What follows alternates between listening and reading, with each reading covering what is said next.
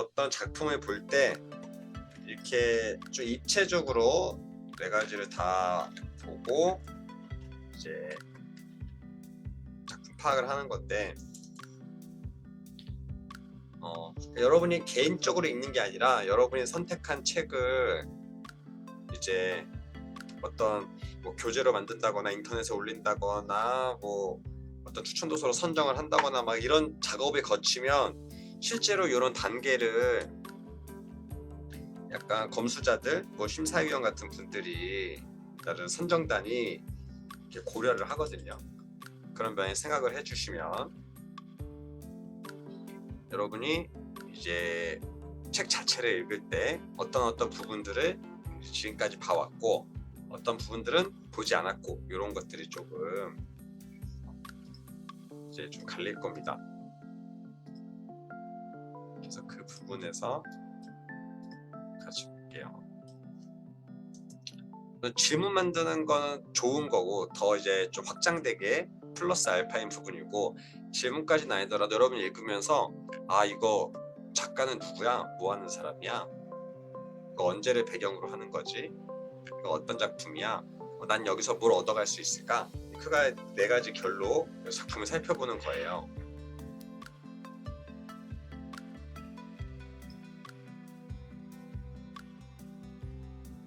그래서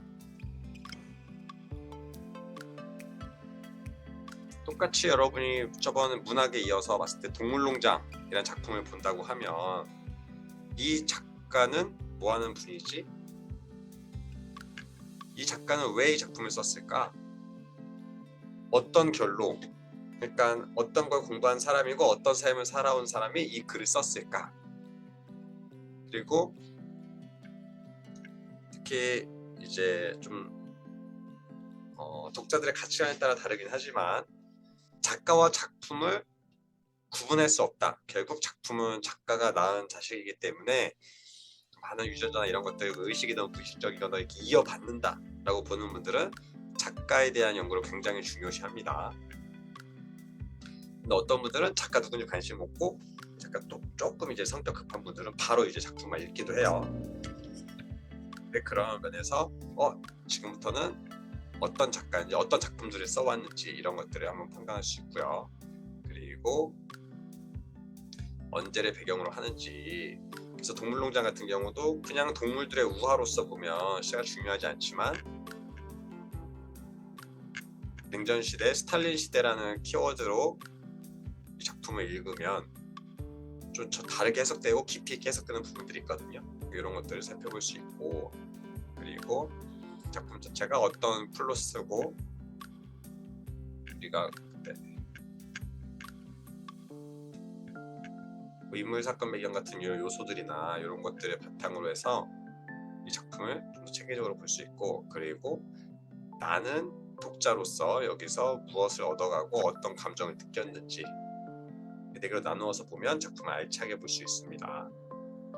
실제로 이거는 고등학교 문학 교과서에도 나오는 비평론 흐름 중에 포함이 돼요. 그래서 저는 이제 순례주택 청소년들과 토론했을 때 이 작가님은 누구신가요? 유은실 작가님은 이제 이런 작품들을 썼고, 그리고 굉장히 독실한 기독교시고, 이 작품은 또 할머니 이야기에서 가지고 오셨고, 실제로 이제 순례라는 이름에 대한 애정이 있어서 그런 인물들을 만들고 싶었다. 이것만으로 작품에 대한 많은 설명이 돼요. 저 같은 경우는 뭔가 자료를 준비하거나 이럴 때는 이 작가님이 어떤 인터뷰를 하셨거나 그런 것들 꼭 찾아봅니다.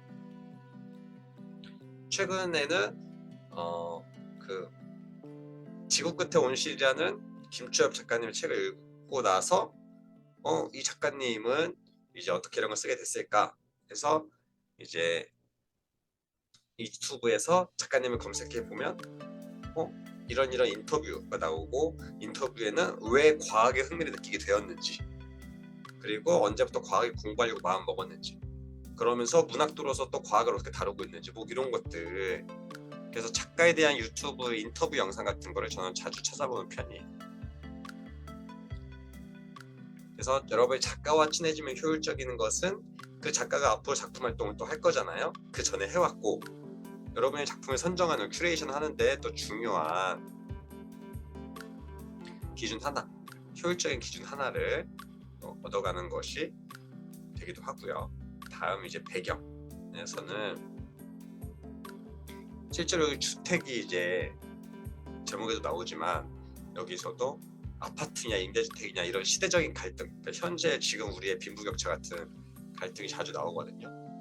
그리고 그 안에서 어떤 직업을 가질 것이냐, 직업에 대한 차별이나 이런 국제 만능주의 이런 요소도 나오기 때문에 현실적인 내용, 그래서 최근에 뭐 사회 이슈나 이런 것도 연결될 수도 있고요. 다음 작품 자체에서도 이 인물들, 왜 술래 씨는 이런 성격을 가지고, 왜 수림 씨는, 수림 학생은 이런 캐릭터가 되었고, 그리고 이 캐릭터를 통해서 우리에게 어떤 메시지를 주고 싶고, 그리고 항상 저는 비문학은 특히 꼭이고 문학은 그냥 뽑히는 것만 하는데 핵심 키워드 3개 뽑기를 전 자주 해요. 그냥 편하게 여러분이 이 작품을 읽고 나서 해시태그로 달 수 있다면 어떤 주제, 어떤 키워드로 달 수 있을까, 이런 거죠. 그래서 저는 거의 비문학은 필수로 하고 문학은 그냥 꽂히는 거, 약간 너무 추상적이거나 그런 건 안 되니까 그 면에서 할 수 있는 것만 이렇게, 이런 주제를 다루고 있구나, 키워드를 뽑고요. 그리고 어떤 부분이 재밌었는지, 그리고 나의 이제 이웃들과의 관계, 그리고 가족 간의 유대, 이런 것들, 그리고 나는 이제 어떤 어른인가, 나는 어떤 가족인가, 나는 어떤 삶을 살고 있는가, 이렇게 독자로서 나와 연결되어서도 생각해 볼 수 있습니다. 그리고 미디어 읽고 쓰기에서도 항상 제가 이제 극단적으로 정말 이 작가의 차이를 많이 보여주는 것 중에 하나가 이런 미디어 관련 책이거든요. 저는 기본적으로 독서 교육을 바탕으로 이제 미디어 교육을 해서 이제 책도 좋아하고,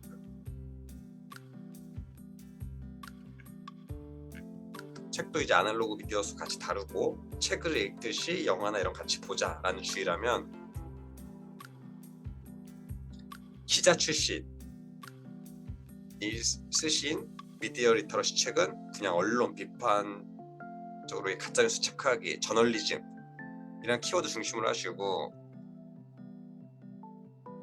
유튜버가 쓴 거는 이제 잘 팔리는 컨텐츠 만드는, 어떻게 만들어 가는지 이런 것들, 그리고 뭐 PD 방송, 그리고 또 독서 교육 내에서도 그림책 수업 먼저 하시던 분들은, 위주로 하시던 분들은 그림책을 통한 미디어 수업 뭐 이런 식으로 취하고, 약간 기독교에서 하는 미디어 리터러시 교육도 하나의 축이 있는데, 그분들은 조금은 더 보수적으로 많이 접하기도 합니다. 그래서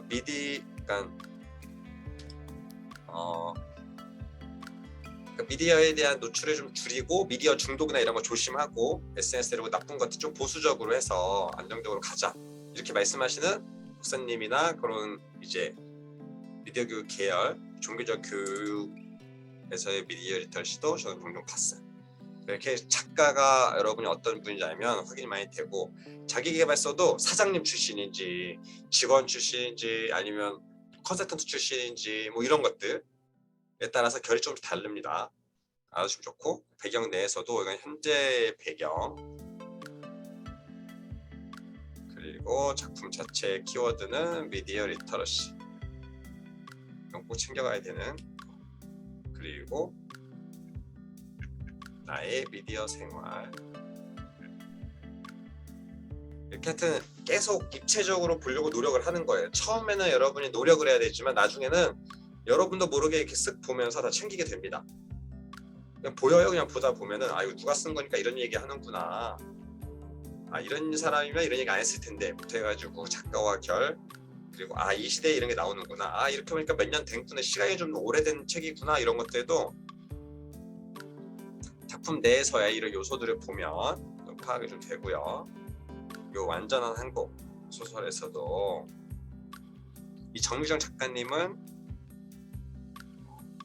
되게 사이코패스에 되게 관심이 많으시고 관련된 책을 많이 내세요. 본인 인터뷰에서도 이제 인간의 악에 관심이 많다. 그래서 이런 작가님의 어떤 작품 속에서의 일생의 주제. 그래서 여러분 뭐 데미안 같은 경우는 항상 어떤 그 헤르만 헤세의 그 성장과 그다음에 자아 성찰, 내면을 들여다보는 이야기, 이게 거의 일생의 주제라면 아까 봤던 조지의 오웰은 그런 전체주의, 같은 억압에 대한 반발, 이런 요소들 각자 이 작가님의 성향이나 이런 것들에서 익히는 게 있거든요. 그런 파악이 가능하고요.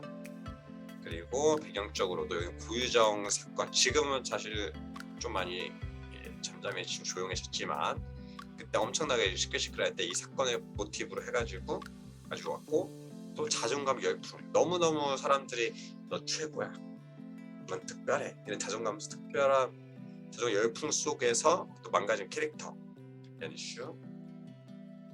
그리고 여기서도 행복이란 키워드와 함께 나르시스, 그 스스로에 빠져있는 자아도취, 그리고 타인과 가족에 대한 이야기, 이런 키워드, 그리고 장르 소설이라는 이제 형식, 그리고 이제 스스로에서 내가 느끼는 나의 행복이나 이 독자로서의 느끼는 것, 그래서 이렇게 구분하는 연습을 하면 문학, 비문학 다 의미가 있습니다. 그래서